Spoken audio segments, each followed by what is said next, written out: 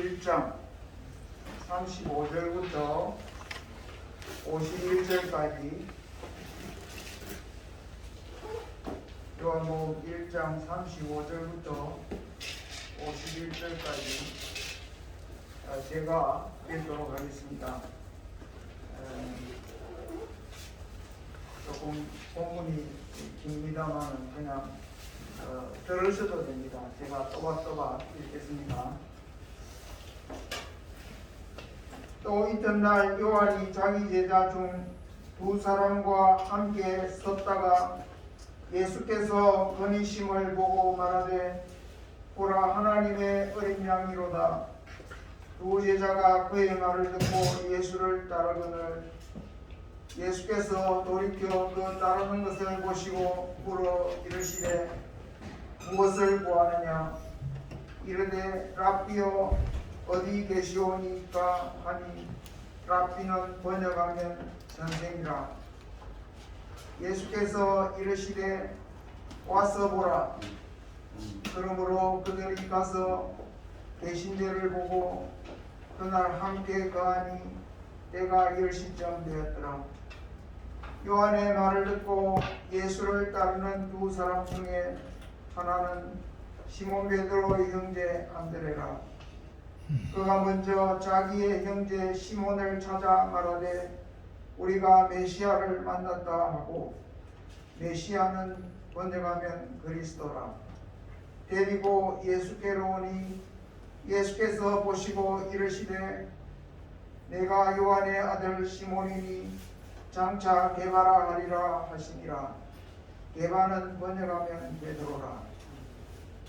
이튿날 예수께서 갈릴리로 나가려 하시다가 빌립을 만나 이르시되 나를 따르라 하시니 빌립은 안드레와 베드로와 한 동네 베세다 사람이라.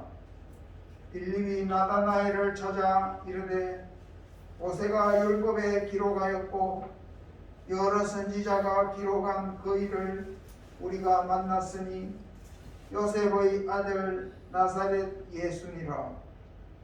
나다나엘이 이르되 나사렛에서 무슨 선한 것이 날 수 있느냐. 빌립이 이르되 와서 보라 하니라. 예수께서 나다나엘이 자기에게 오는 것을 보시고 그를 가리켜 이르시되 보라 이는 참으로 이스라엘 사람이라. 그 속에 간사한 것이 없도다. 나다나엘이 이르되 어떻게 나를 아시나이까. 예수께서 대답하여 이르시되 빌립이 너를 부르기 전에 내가 무화과 나무 아래에 있을 때에 보았노라. 나다나엘이 대답하되 랍비여 당신은 하나님의 아들이시오 당신은 이스라엘의 임금이로소이다. 예수께서 대답하여 이르시되 내가 너를 무화과 나무 아래에서 보았다 함으로 믿느냐. 이보다 더 큰 일을 보리라. 또 이르시되 진실로 진실로 너희에게 이르노니 하늘이 열리고 하나님의 사자들이 인자 위에 오르락 내리락 하는 것을 보리라 하시니라. 아멘. 예. 오늘 드릴 말씀의 제목은 믿으면 우리도 예수님의 제자. 한번 따라하겠습니다. 믿으면 우리도 예수님의 제자. 예수님의 제자. 예. 우리 예수님께서, 제가 마스크를 벗겠습니다. 예수님께서 그의 공적 사역, 공적 일을 시작하실 때에 제일 먼저 하신 일이 제자들을 부르시는 일이었습니다. 우리가 잘 아시듯이 예수님의 제자 12제자가 있었습니다. 그래서 그 제자들과 함께 늘 함께 하시면서 함께 다니시기도 하시고 또 함께 가르치기도 하시고 또 병자들을 고칠 때에도 제자들이 함께 있었습니다. 오늘 우리가 읽은 이 말씀에는 예수님께서 4 사람을 제자로 삼으신 이야기가 기록되어 있습니다. 그 4 사람은 제가 한번 한 명씩 그 이름을 불러볼 테니까 따라 하시면 좋겠습니다. 안드레, 안드레, 베드로, 베드로, 빌립, 빌립, 나다나엘. 나다나엘. 기억하시겠어요?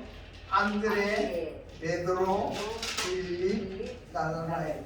이 4 사람을 예수님께서 제자로 삼으신 이야기가 기록되어 있습니다. 이 사람들을 어떻게 제자로 삼으셨나 하는 것을 말씀하고 있습니다. 그래서 오늘 이 말씀을 통해서 예수님은 이 시대에도 우리들을 그의 제자로 부르신다 라는 사실을 우리가 분명히 깨닫게 되기를 바라는 것입니다. 지난 시간에 우리는 세례 요한이 많은 사람들에게 물로 세례를 베푼 이야기를 함께 나누었습니다. 그 세례를 베풀던 배경은 요단강 건너편에 있는 베단이라 하는 곳이었습니다.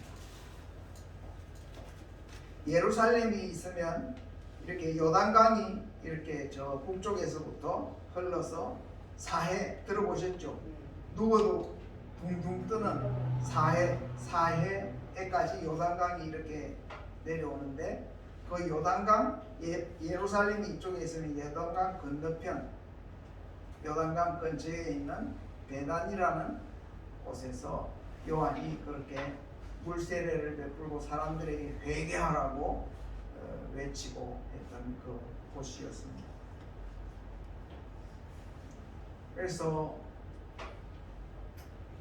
오늘 읽은 말씀은 그 베다니에서 일어난 일이 아니고 베다니보다도 훨씬 북쪽에 있던 갈릴리 호수, 갈릴리 바다가 있는 그 지역에서 일어난 사건입니다.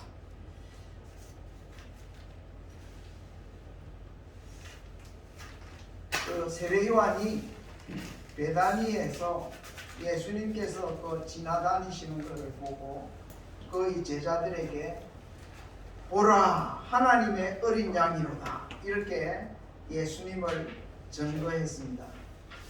그때에 요한의 제자들 중에 2 사람이 세례 요한의 그 증거를 듣고서 예수님을 따라갔습니다.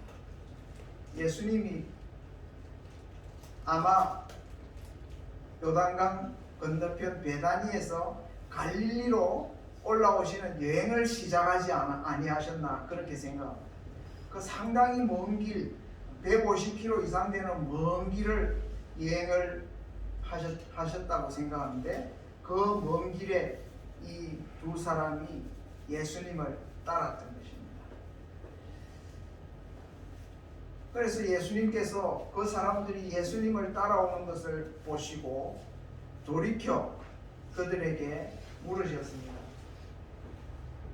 너희들이 무엇을 구하느냐?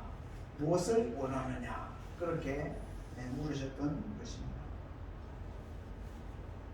그때에 그 2 사람은 예수님에게 이렇게 대답했습니다. 어디 계시오니까? 이 말은 선생님 어디에서 거주하고 있습니까? 어디에 머무십니까? 이렇게 물었던 것입니다. 그러니까 아마 이때는 그 여행이 거의 끝나가고 이제 갈릴리에 이제 도착을 했던 모양입니다. 그래서 그 갈릴리에 이제 도착해서 그 사람들이 예수님이 어디에 머무시는지를 묻고 있었습니다. 그때 예수님께서 그들을 그가 머무시던 그 거처로 그들을 이렇게 데리고 가셔서 그날 한낮을 그들과 함께 지내셨습니다. 뭐 식사도 하셨을 것이고 또 이야기도 많이 하셨으리라 생각합니다. 그래서 한나절을 함께 보내고 나서 이제 그 중에 한 사람이 안드레였는데, 그죠? 안드레였는데 그는 예수님과 헤어진 즉시 자기의 형으로 생각되는 시몬 베드로에게 가서 이렇게 말했습니다. 우리가 메시아를 만났습니다. 메시아는 누구냐 하면, 메시아는 이 안드레가 처음에 누구의 제자였다 했습니까? 세례 요한의 제자였다 했잖아요. 세례 요한이 이스라엘 사람들에게 늘 했던 말이 내 뒤에 오시는 이가 있다. 그가 오면 너희에게 성령으로 세례를 베풀 것이다. 그래서 내 뒤에 오시는 이에 대해서 이 안드레는 세례 요한으로부터 늘 들었습니다. 그래서 그분이, 요한 뒤에 오시는 그분이 바로 구약에서 여러 선지자들이 예언한 이 세상을 구원하기 위해서 하나님께서 보내시는 그분, 하나님이 기름을 부어서 세상을 구원하실 구원자로 세우신, 즉 기름을 붓다 하는 말이 메시아라는 말하고 딱 같은 말입니다. 그래서 하나님이 이렇게 구원자로 세우신 그분이 오실 것이라는 이야기를 늘 세례 요한으로부터 들었던 안드레는 예수님의 머무시는 곳에서 한낮을 예수님과 함께 이렇게 이야기를 하던 중에 세례 요한으로부터 들어서 예수님을 안 정도가 아니고 이제는 예수님을 직접 만나서 예수님의 말씀을 듣고 예수님을 교제해 본 결과, 야, 이분이 과연 세례 요한이 늘 이야기했고 구약에서 늘 선지자들이 예언했던 바로 그 메시아이시구나 하면서 아주 감격에 차서 그 형님 베드로에게, 시몬에게 먼저 가서 그 소식을 알린 것입니다. 우리가 메시아를 만났습니다. 그러자 그의 형님 시몬은 안드레와 즉시 함께 누구에게로 갔겠습니까? 예수님에게로 갔던 것입니다. 그때 예수님께서 안드레가 그의 형님 시몬을 데려온 것을 보고는, 전에 시몬을 만난 적이 없었지만은 보시자마자 그 시몬에게 이렇게 말씀했습니다. 요한의 아들 시몬, 요한의 아들 시몬이니, 내가 요한의 아들 시몬이니 장차 게바라 하리라, 이렇게 말씀을 하신 것입니다. 여기에서 세 이름이 나옵니다. 누구의 아들이라고요? 요한의 아들. 그 다음에 지금 현재 그의 이름은 시몬인데 나중에 장차 너를 게바라고 사람들이 부르리라, 이렇게 예수님께서 시몬을 보자마자 그렇게 말씀했던 것입니다. 즉 다시 말하면 예수님은 시몬을 그의 과거, 그의 출생 배경부터 시작해서 지금 현재 그의 이름까지도 아시고 앞으로 장차 그가 어떤 인물이 될 것인지를 게바라하리라, 이렇게 말씀하시면서 예수님은 시몬을 보자마자 그의 과거와 그의 현재와 그의 미래를 다 꿰뚫어서 그를 이렇게 아셨고 아시고 또 어떻게 될 것인지를 아신 그러한 예수님이셨습니다. 우리가 참 놀랍습니다. 예수님은 우리 한 사람 한 사람을 다 아시는, 우리가 어떻게 살아왔는지, 우리가 지금 어떻게 살아가고 있는지, 또 우리가 예수님의 제자가 되면 어떻게 우리의 삶이 변할 것인지 하는 것을 다 아시는 예수님이시다 하는 것입니다. 그래가지고 이제 또 한 사람이 있었잖아요. 한 사람은 안드레였고 다른 한 사람은 누구였을까?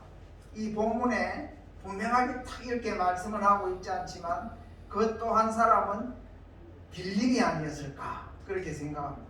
왜냐하면 예수님께서 그 이튿날 예수님께서 갈릴리 호숫가로 나가시려 하시다가 예수님께서 빌립을 만나셨습니다. 이것은 예수님께서 갈릴리로 가시려 하시다가 빌립을 의도적으로 만나신 것입니다. 만나서 예수님이 빌립더러 나를 따라오너라, 나를 따르라 이렇게 말씀하신 것입니다. 아마 빌립은 그날 밤에 예수님과 헤어져서 하룻밤을 지내면서 많은 것을 생각을 했을 것이라고 생각합니다. 그런데 그 다음날 예수님이 빌립을 의도적으로 새롭게 만나셔서 나를 따르라 이렇게 말씀하셨을 때 빌립은 그 마음에 하룻밤 생각해보고 이렇게 하던 중에 이제 나도 예수님을 따라야지 하고 마음에 작정을 할 수 있었습니다. 그리고 그는 예수님을 따르기로 한 그 마음으로 아주 자기의 가장 친한 그러한 사람이었던 나다나엘을 찾아가서 나다나엘에게 이렇게 말했습니다. 모세가 율법에 기록하였던 그분 있잖아요. 또 여러 선지자들이 구약에 기록한 그분 있잖아요. 그런데 우리가 바로 그분을 만났어요. 그는 바로 요셉의 아들 나사렛 예수입니다. 이렇게 나다나엘에게 말했던 것입니다. 이 나다나엘이 빌립이 나다나엘에게 했던 이 말을 다시 생각해 보면, 자, 뭐라고 말했습니까?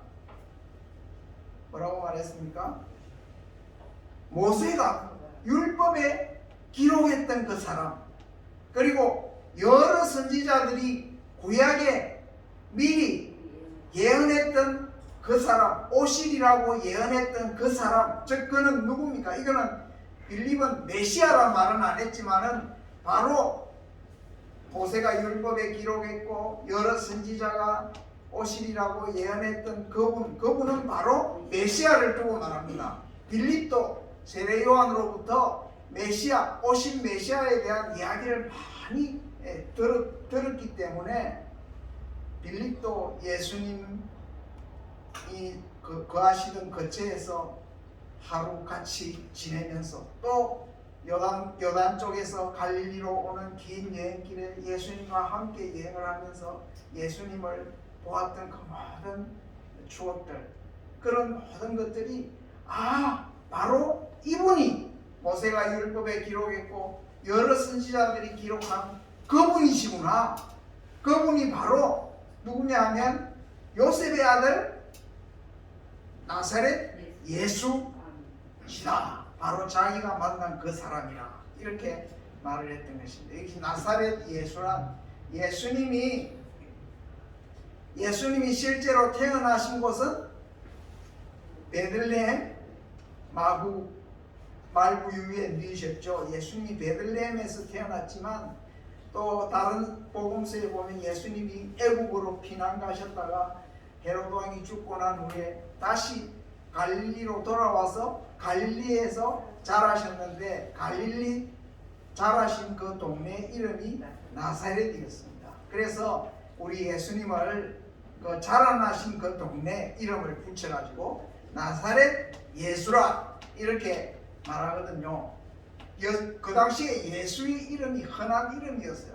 그런데 나사렛 예수, 누구의 아들? 요셉의 아들. 요셉은 예수님을 실제로 태어나게 하는데 아무 상관이 없지만 마리아의 남편으로서 예수님이 자라실 때에 그 아버지의 역할을 했기 때문에 사람들이 예수님을 요셉의 아들이라 그렇게 불렀던 것이죠. 그래서 나다나엘에게 야, 내가 바로 선지자들이 예언했던 그분을 만났는데 그가 바로 요셉의 아들 나사렛 예수로 이렇게 말했을 때 나다나엘이 웃기지 마세요 하면서 나다나엘 그 총구석에서 무슨 선한 것이 날 수 있어요 하면서 메시아는 이 세상을 구원하러 오시는 하나님의 구원자이신데 성경에 보면 구약에 보면 그분은 바로 다윗 왕의 동네 베들레헴에서 나기로 되어 있는데 무슨 갈릴리 나사렛에서 그런 선한 것이 날 수 있느냐고 나다나엘이 빌립에게 그냥 바로 이렇게 면박을 주었습니다. 빌립이 마음이 흔들렸겠습니까? 안 흔들렸겠습니까? 순간 나다나엘 말도 많은데 이런 생각이 언뜻 들었지만은 그러나 야 자기가 만나본 예수님은 너무나도 이 참 구약에서 이미 예언한 그 선지자들의 예언과 딱 부합하는 그분이라고 자기는 믿었기 때문에 나다나엘에게 이렇게 말했습니다. 일단 와서 보세요. 와봐 하면서 그에게 말을 하자 나다나엘이 어떻게 했겠습니까? 빌립을 따라서 예수님께 나와왔던 것입니다. 그런데 나다나엘이 뭐 흔쾌하게 왔겠습니까? 에이 누구지? 어떤 사람이길래 저래 빌립이 난리지 하면서 시큰둥하게 예수님께 나오는데 예수님께서 그 나다나엘이 나오는 모습을 보시고 이렇게 말했습니다. 보라, 이는 참으로 이스라엘 사람이구나. 그 속에 간사한 것이 없도다. 예수님께서 그렇게 말했습니다.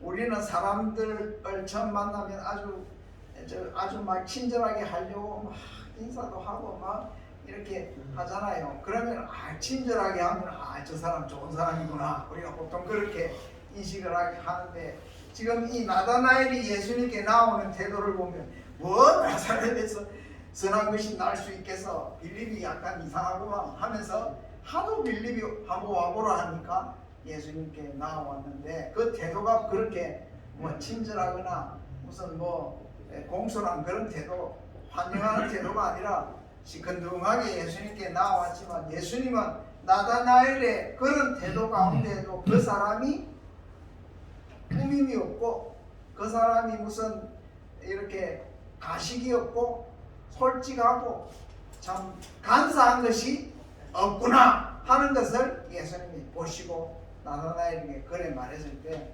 나다나엘이 자기가 예수님께 보인 태도와는 정반대로 자기의 속을 읽으면서 예수님께서 이 사람에게 간사함이 없구나 그런 이야기를 들었을 때 나다나엘이 당황하면서 예수님께 말씀했습니다. 아니 어떻게 나를 아시나이까? 그랬을 때 예수님께서 나다나엘에게 이렇게 말씀하셨습니다. 하셨습니다. 빌립이 너를 부르기 전에 내가 무화과 나무 아래에 있을 때에 보았노라. 예수님이 그렇게 말씀했습니다.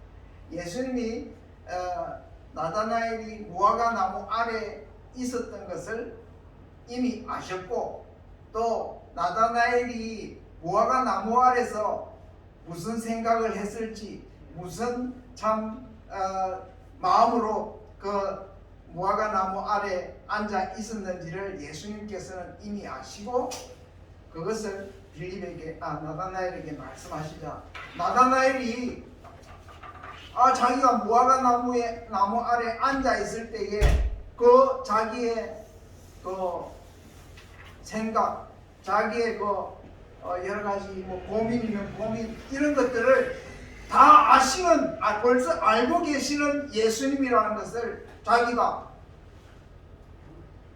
알고는 당황하지 않았을까. 그래서 나다나엘이 예수님에게 이렇게 고백하지 아니할 수 없었습니다. 랍비여, 랍비라는 말은 선생님이여 그런 뜻입니다. 랍비여, 당신은 하나님의 아들이시오 이스라엘의 임금이로소이다. 여기서 나다나엘도 자기가 참 이 젊은 나다나엘이 이렇게 로마의 식민지가 된 자기 이스라엘 나라를 생각하면서 하나님이 보내시는 하나님의 아들에 대한 그러한 기다림도 있었고, 또 이스라엘 나라를 하나님이 다시 세워주실 것을 바라는 그러한 기대도 있었으리라고 생각합니다. 그런데 예수님께서 그렇게 말씀했을 때에 그 예수님을 향해서 야, 정말 당신은 하나님의 아들이시오 이스라엘 나라의 왕이로소이다, 이렇게 고백을 했던 것입니다. 그때에 예수님께서 나다나엘에게 이렇게 말했습니다. 내가 너를 무화과 나무 아래에서 보았다 함으로 믿느냐? 이보다 더 큰 일을 보리라. 예수님께서는 나다나엘이 예수님께 대해서 신앙 고백한 그 내용을 아니야 나는 그런 사람 아니야 이렇게 거부하지 아니하시고, 내가 너를 무화과 나무 아래 앉아 있었던 것을 말했다고 너가 나를 믿느냐? 그러니까 예수님은 그 나다나엘의 말을 수용하고 받아들이신 것이죠. 즉 다시 말하면 예수님이 하나님의 아들이시오 이스라엘 나라의 임금으로 오셨다는 나다나엘의 그 신앙 고백을 수긍하셨다는 것이죠. 그렇게 했다고 나를 믿느냐? 이보다 더 큰 일을 보리라. 앞으로 이제 나와 함께 다니면서 하나님께서 나를 통해서 하실 더 큰 일을 내가 보게 될 것이다, 이렇게 말씀하셨습니다. 그리고 함께 있는 그 제자들, 누가 함께 있었겠습니까? 빌립이 함께 있었겠죠. 또 아마 안드레와 시몬도 함께 있었으리라 생각합니다. 그 함께 있었던 그 제자들에게 예수님께서 이렇게 말씀하셨습니다. 진실로 내가 너희에게 이르노니 하늘이 열리고 하나님의 사자들이 인자란 우리 예수님을 가리킵니다. 인자 위에 오르락내리락 하는 것을 보리라. 자, 한번 생각해 보세요. 하늘이 열리고 하나님의 천사, 하나님의 사자들이 그 인자 대신 예수님 위에 오르락내리락 하는 것을 내가 보게 될 것이다. 이것은 구약에서 야곱이 참 그 에서 형님의 그 노여움을 피해서 달아나고 있을 때 밤에 돌을 베개로 베고 잠을 자다가 꿈을 꾸게 되었는데, 하늘에서 사닥다리가 이렇게 내려와서 거기로 천사들이 오르락내리락 하는 것을 본 그 꿈을 이렇게 연상시킵니다.